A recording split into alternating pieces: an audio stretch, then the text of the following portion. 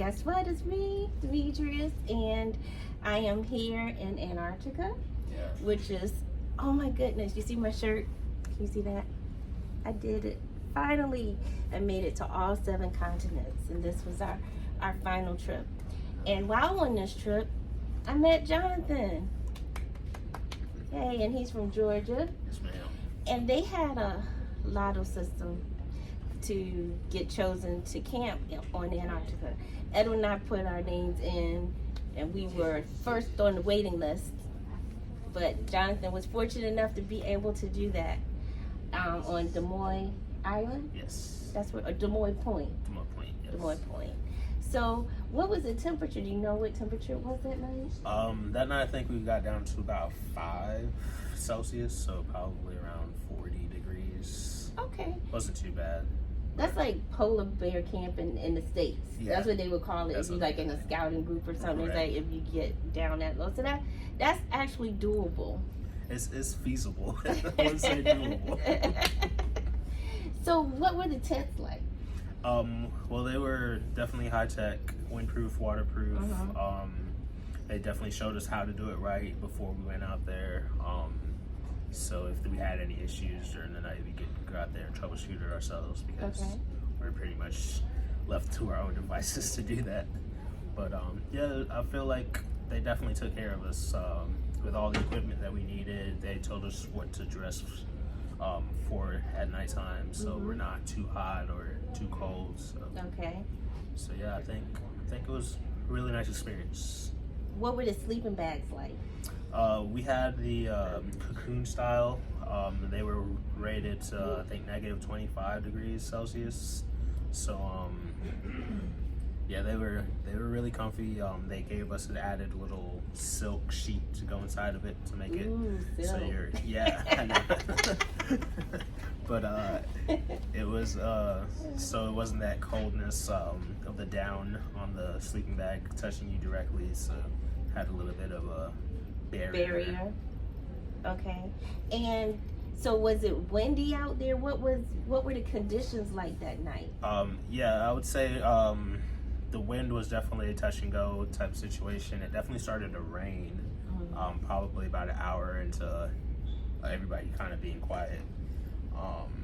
And that mixed with the wind definitely tested the tents and stuff. So I knew we were good once all of that started happening, and I was still not like, oh, this is getting a little uncomfortable. Were the tents hard to pitch? Or did they tell you how to do it beforehand, or what? How was it? I think because we were kind of on a slope, so the ice was in kind of different thickness levels based on where you ended up camping or setting up your camp. Okay.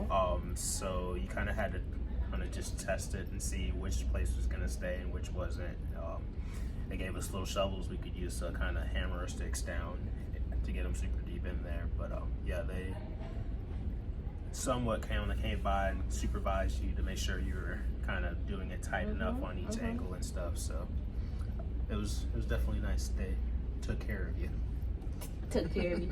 So you can't have campfires in Antarctica, not where they were staying. So what did they have an activity for you to do? Yeah, we did a little bit of a little night tour, walking around on the island, checking out the little penguin colonies while they were going to sleep or moving to their little nests for the night. We did see one seabird, I forget the name, but it was really big and black, and he was just on the rock, just meters away. Checking you guys out. Yeah, and I don't think he liked that we were there. He was very confused. In his space. What, so you heard the penguins at night? Oh yeah. Were they loud or? We were, I would say, a decent enough distance away to where they didn't really come over. It was a good air shot away, so like we could hear them through the night, kind of discussing things with each other. Discussing. It wasn't too disturbing. I'd say almost like the seagulls on the beach when you're in a little cabana. Okay.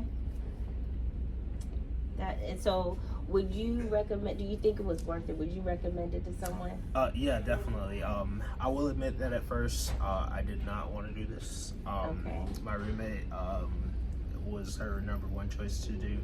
So, being with her in the room, I kind of had to do what she wanted to do with her, it being her birthday trip and stuff. So, okay.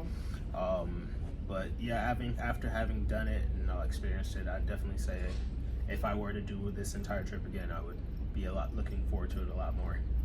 Okay. It was definitely an experience to be had. Well, I'm so glad that you shared that with us, and I'm glad you got to experience that. And I can, as my friends would always say, live vicariously through you, camp vicariously through you. Yes. In Antarctica. But I'm here in Antarctica, so that's important too. You know what I mean? Very true.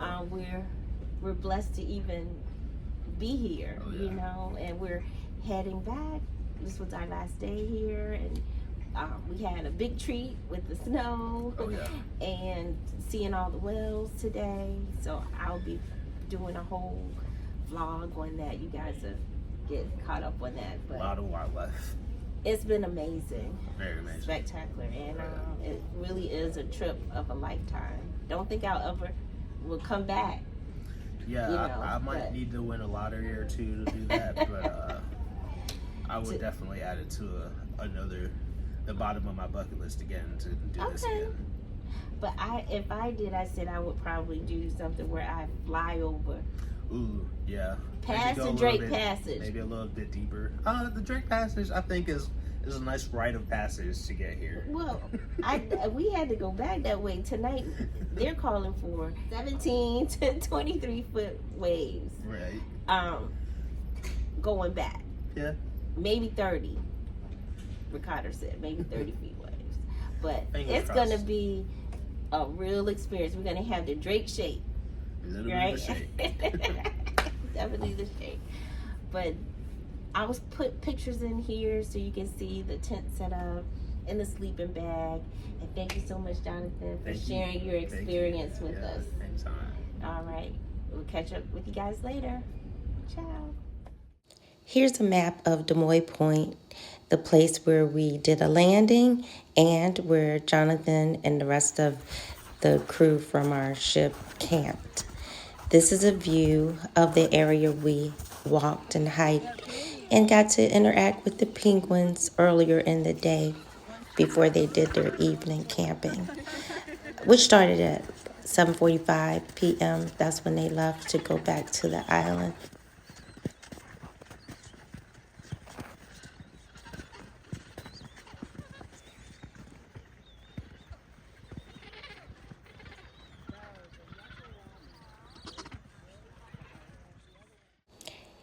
Here are the tents that they pitched for the evening.